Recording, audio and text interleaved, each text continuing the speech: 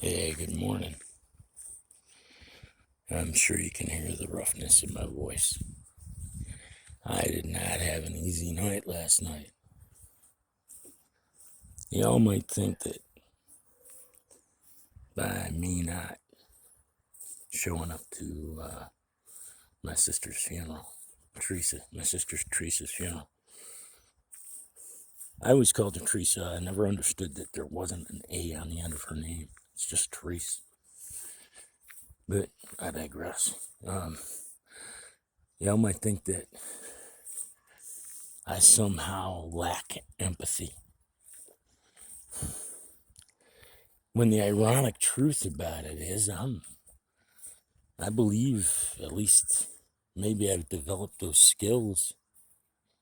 I'm kind of empathic. In fact, in the presence of certain people, I refer to myself as an empath because my combined ability to literally, and I know this sounds crazy, but to literally feel emotions and pick up on certain physical cues that people don't even fucking realize they're showing the world. If you can read body language, once you figure that shit out, I don't care how fucking sociopathic an individual is, you will be able to see to their, at the very least, their intent. You can hear in the background what sound like carrion, probably turkey vultures. Sounds like there's something dead over there that's massive. Otherwise, they wouldn't be making that noise. Well, that wasn't even close to it, but hey, I digress. Y'all might think that I lack compassion for not going down and honoring my sister at her funeral. I would have loved to have talked to her once before she died. My phone number is just for reference, just for historical reference, if you will. It ain't unlisted. So the bullshit narrative that got passed off to my niece-in-law that wasn't even related to my recently deceased sister. That's the kind of family I got. They don't even contact me direct. Then again, I blocked most of them. Still, wouldn't stop them from getting my phone number. It wouldn't. Now, the interesting thing is my phone number doesn't appear to be from where I am. And I won't get into the details of why, but it's just the truth. So I pulled a fast one just because I understand certain things that some people might overlook. So let's see what these birds are going after, because it sounds like they're fucking chewing on something big. Anyway, so I crossed paths with my neighbor, Randy. Unfortunately, he has gone ahead and followed the sheeple and done his deed and gotten fully jabbed. Wow, that's weird. It's actually a crow over here. One of them, well, several of them. That's kind of, wow, ain't that fucking ominous. By the way, what you're looking at right here, it's one of the oldest Union cemeteries in existence. Not just in New York State, but in existence. Now, I want you to get a good look at where this is. Where I'm pointing right now, The other side of those trees is a river called the Rocket River. Right behind me, well, let's start here. Sand pit. See that? Now, some fucking civil engineer genius thought that it'd be a great idea to put some high voltage power lines right next to an old cemetery that was located between a sand pit and a river. I'm sure nothing could go wrong like you just saw with those freaking crows. But again, I digress. So what the fuck has this got anything to do with my sister? It doesn't. Truth of the matter is, if I had gone down there like my neighbor, my fully jabbed neighbor, so eloquently put last night as we were chilling with a couple of beers. By the way, Randy doesn't drink beer.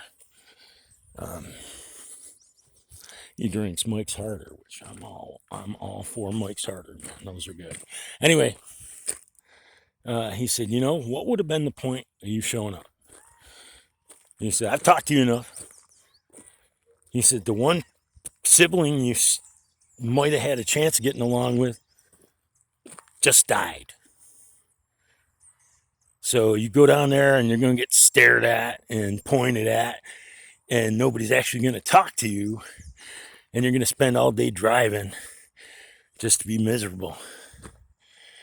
When instead you did what you did and provided a little bit more honor for your sister than the fools that are angry at you. And will continue to be angry at me, you know. I'm sorry with no due respect, because I don't know anybody that's listening to this. I no longer give a fuck about the opinions of others. I you know what? I do my best. So I'm human. Sometimes I fucking make the wrong decisions. It's just the act of being, of existing. It's impossible. I don't know. The only being that was perfect from my knowledge was Jesus Christ, and he didn't exist as long as he barely existed as long as my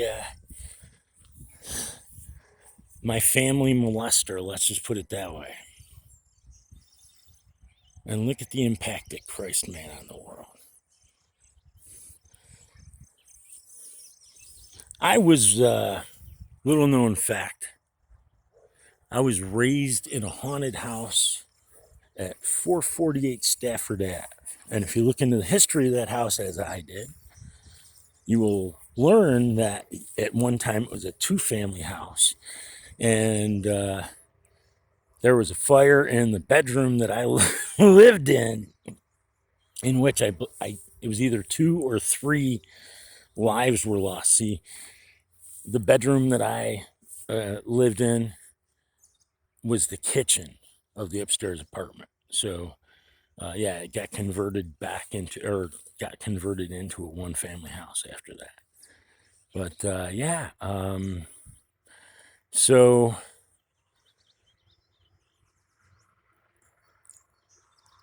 during the course of my life, I had many odd conversations with my mother.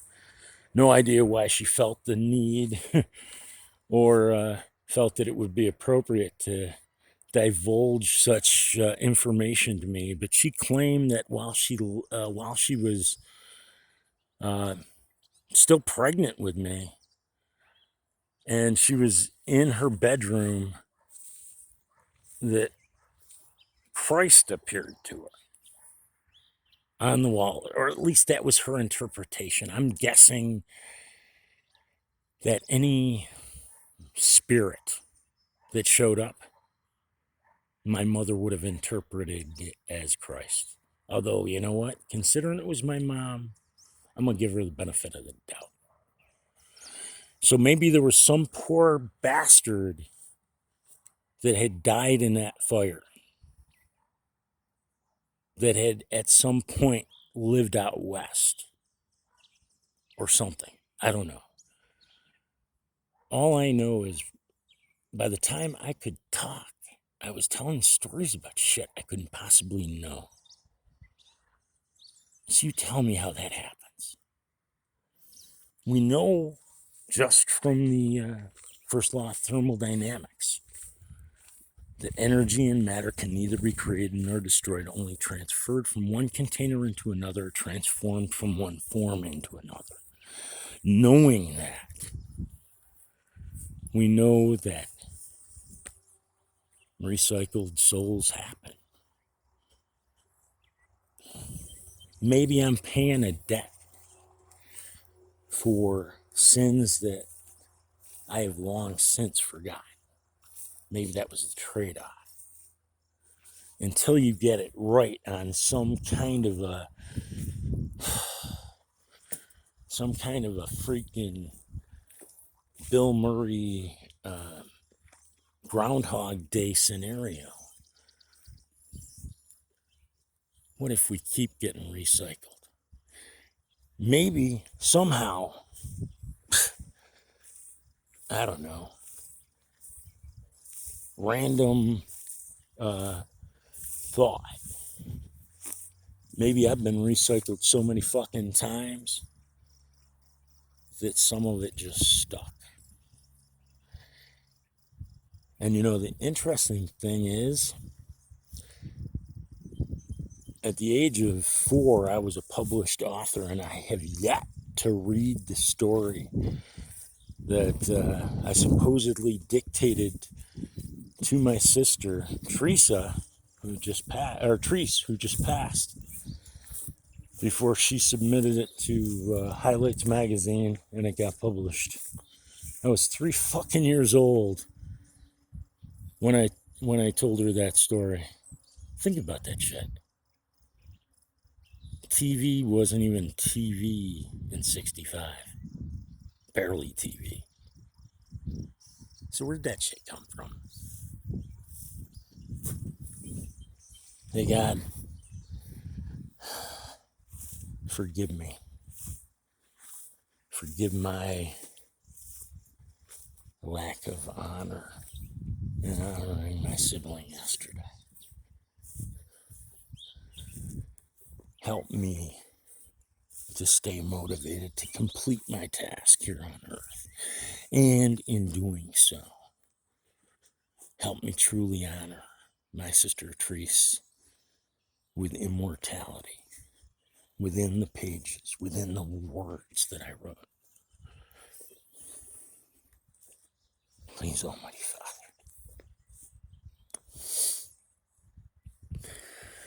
just help me get through today, knowing that I could have, would have, should have contacted her before she passed. And within that hour, there is regret.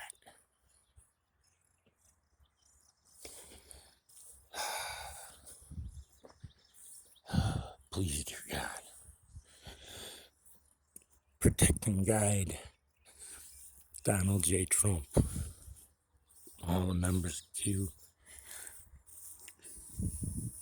the members of our military, our law enforcement, and especially members of Vets for Child Rescue, so that united with the digital warriors and the patriots of the world, we can put on the full armor of God, pick up our swords of light and truth, and with every action and with every swipe, we can cut off the heads and defeat the evil, dark forces that continue to prey upon the children of the world once and for all.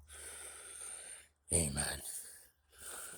Hey, I apologize, guys. I got a big day ahead of me.